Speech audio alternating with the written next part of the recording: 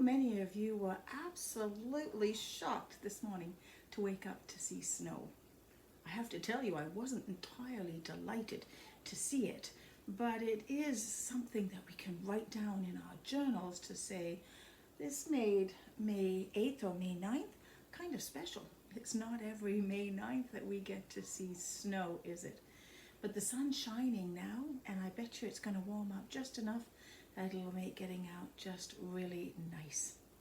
Anyways, good morning, everybody, and it's lovely to see you all to our children's focus. So I've been hearing back from some of you that you've been enjoying the stories. Some of you are really enjoying the crafts. Some of you are enjoying the object lessons, and I have to tell you, I had this really cool object lesson for you today. It is so cool, but I burst my balloon and I need a balloon. So I do promise though, next week I'm going to show you that same object lesson because it's really, really cool and it has something to do with our story today. But we're going to have to hold that off till next week.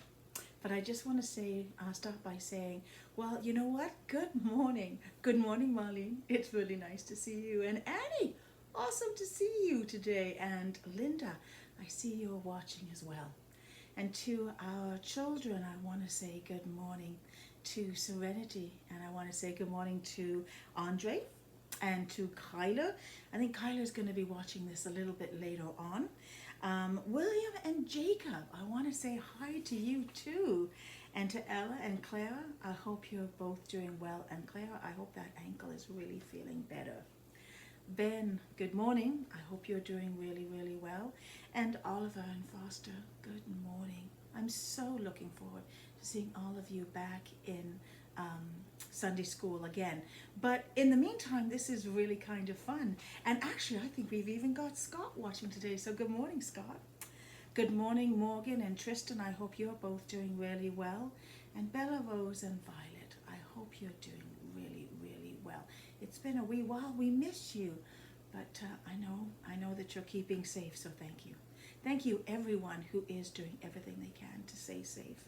So Jackson and Dawson, good morning to you too. I know the four of you must be getting on really, really well during all of this, and you're listening really well to Mom, right? Yeah. Henry, good morning to you. And to Tanner, good morning. I have a craft here today I think that you're going to really, really enjoy. And Elizabeth, good morning. It is so great to see you all today. And we are going to be reading a story in our gospel, and it comes from the Gospel of John, that touches back on some stories that we've shared over the last 4 weeks. Now, our story today, well, you know what? I need to back up a little bit so that you know exactly where it's coming from. Do you remember about 4 weeks ago, during Holy Week, just before Easter, the Sunday before, in fact, we talked about Jesus coming into Jerusalem? And he was so victorious, wasn't he? His disciples were there, and people were out, and they were shouting, and they were calling to the Messiah. There was this incredible sense of joy, and they were throwing palms down on the road. Do you remember that? Yeah. And what did Jesus and his disciples do? Well, they went and they found a room, and they went upstairs, and in the evening, they sat together, and they had a special dinner. Now, we call that the Last Supper. Now, what did Jesus do? Do you remember? Jesus broke bread, and he gave it to his disciples, and he said, when you eat this, do this in the remembrance of me. Because the bread was going to symbolize his body. And then he poured wine, and he passed that wine around, and he said, this wine is to represent my blood.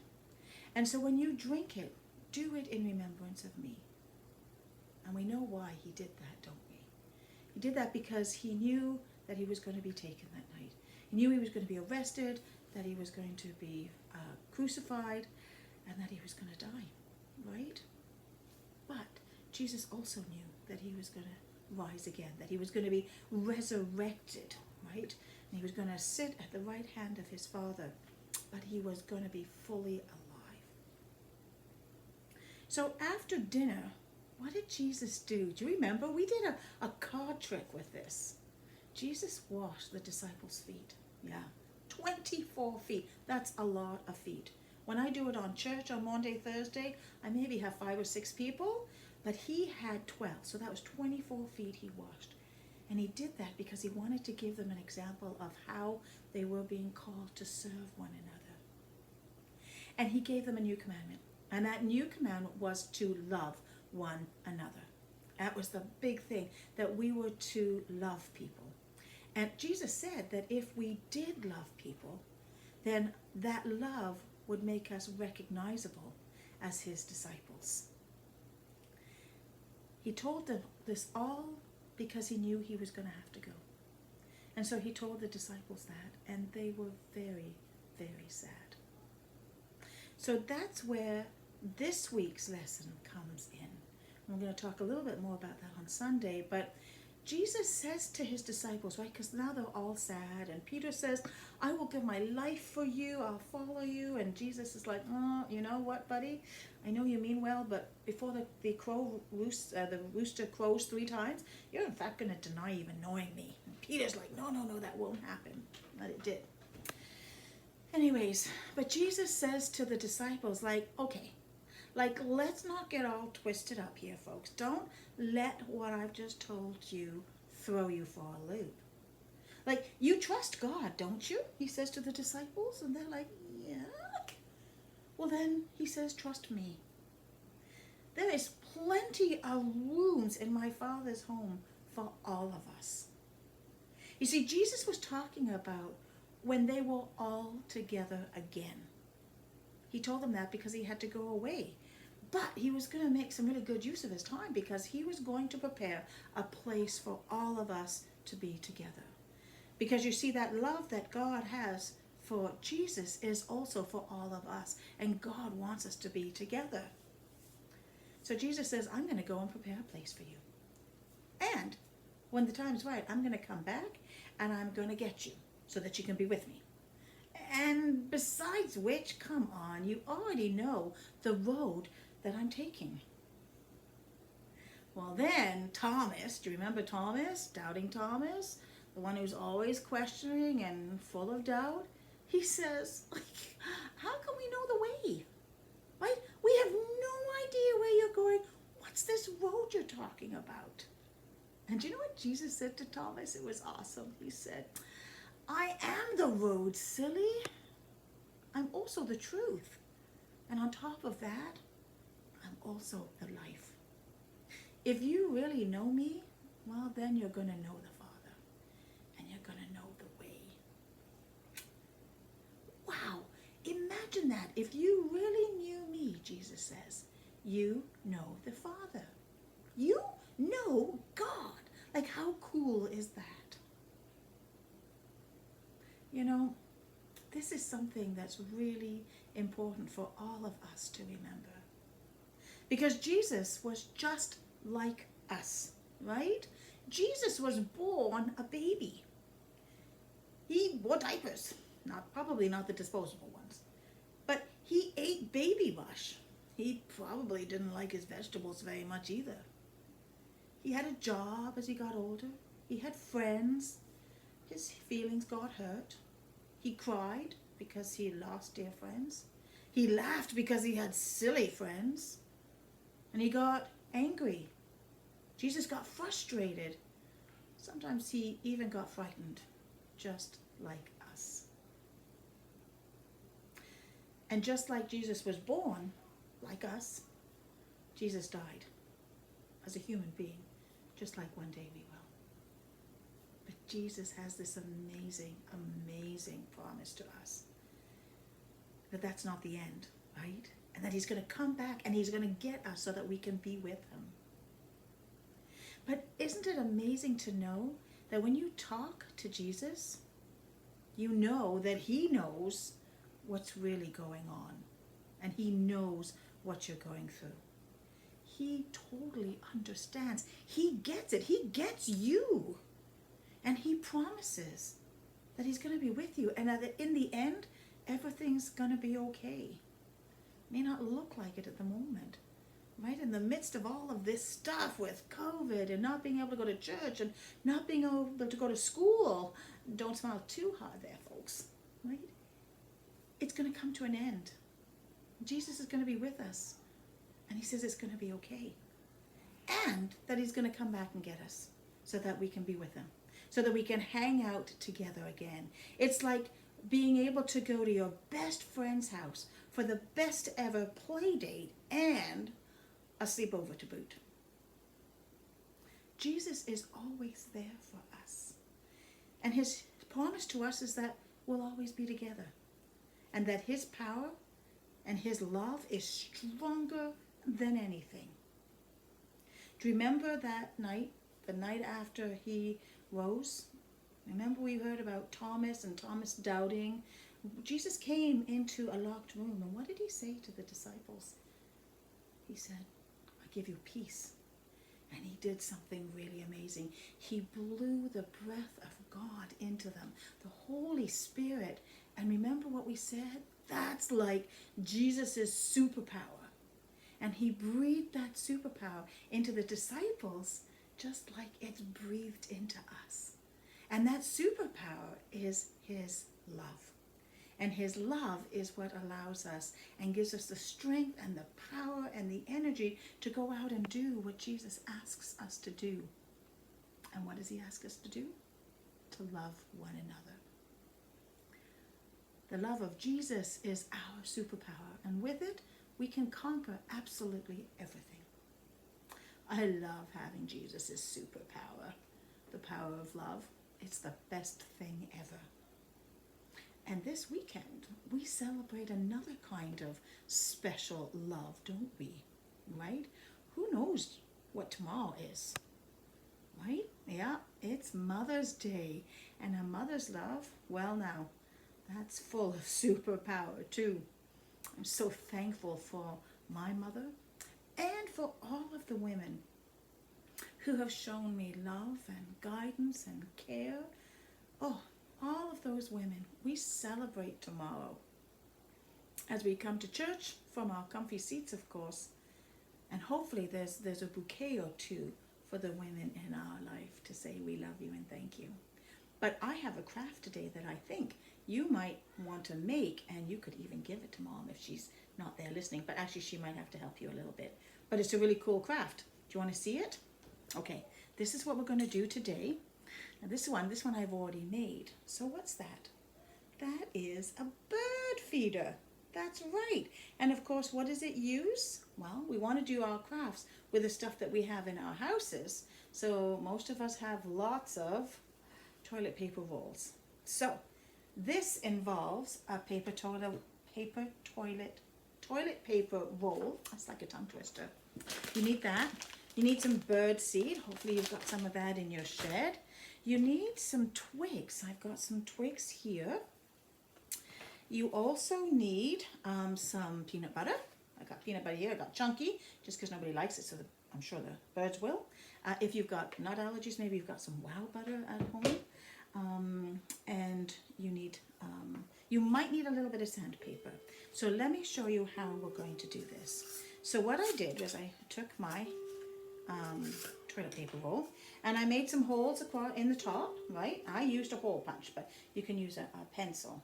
And along the bottom, I punched 2 holes down near the bottom, and then so that go through this way, right? You see those there, 1 and 2. But then just above it, I put another set of holes, 1 there and 1 on the other side, because what you want to do is create some perches for your birds to sit on, right? So you can go out in the garden, you can find some twigs that will make some marvelous perches for the birds. So that's that one, and then this one goes in this way, so that it's a dining table for 4 birds. All right, so we're going to do that. But what we need to first do is we need to first smear between those holes peanut butter or wow butter all the way around. And when you get a good thick coating on it, I want you to put some bird seed in a small dish like this. And you're going to roll it, pushing down until you get a good coating of seeds all over that peanut butter. Now you want to do this without the sticks in it, right? Because earlier I tried it with the sticks. It's way more difficult. So you're going to push that down until your bird feeder looks like that. So peanut butter underneath and all of these lovely, delicious seeds on top. And then I just got some string and I tied that into the holes that I cut in the top. All right. Once you've got that, now if you're keeping it till tomorrow to give Mom as a surprise, I would recommend popping it into the fridge. All right, just to keep it from getting too warm in the house, because you don't want your peanut butter or wow butter just like gooping all over, especially if you're going to wrap it. So pop that in the fridge to keep it nice and cool. Hide it maybe in a paper bag, and then you can give it to her tomorrow. I'm going to take that out in the garden actually, and I'm going to put it up so that the birds have somewhere to come and have some seeds in my garden, because I love looking at the birds and they don't mind a little bit of snow. Anyways, children, that is our children's focus for today. It was wonderful having you all here. I love having the children and I love having the grown-ups as well. So I just see that Doug appeared. So Doug, good morning. Thank you for joining us and watching our children's focus. So this is the Bible we're using this week. I heard from some of you that you thought it was really, really cool. And it is, right? So I just want to show you some of the pictures. We talked a little bit about Palm Sunday, right? So this was the story of Palm Sunday when Jesus arrived in Jerusalem and everybody was so happy to see him. And then we reviewed a little bit about the Last Supper and Jesus washing the disciples' feet. See, there he is, washing their feet. And then we have here where Jesus is telling them the story that I told you today about having to go and leave them for a while. But remember, he promised to go and prepare a place for them, so that ultimately we will have the best ever play date with a sleepover with Jesus. Because in Jesus' Father's home, in our Father's home, there is room for everyone. And we know the way, because Jesus is the way. He is the road. He is the life, right? He is himself the truth. And we're just going to follow him. So before we say goodbye this morning, why don't we together say the Lord's Prayer? So are you all ready? Our Father, who art in heaven, hallowed be thy name. Thy kingdom come, thy will be done on earth as it is in heaven. Give us today our daily bread, and forgive us our trespasses, as we forgive those who trespass against us. And lead us not into temptation, but deliver us from evil. For thine is the kingdom, the power, and the glory, forever and ever. Amen. Until we see each other again, children, take care and God bless. Happy third Sunday of Easter tomorrow. Special blessings and best wishes to all of those mums out there and to the women who bring a mothering kind of love and guidance to us all. You are all extraordinarily special in our lives. So thank you. So take care, stay safe, keep washing your hands, and God bless. Bye-bye for now.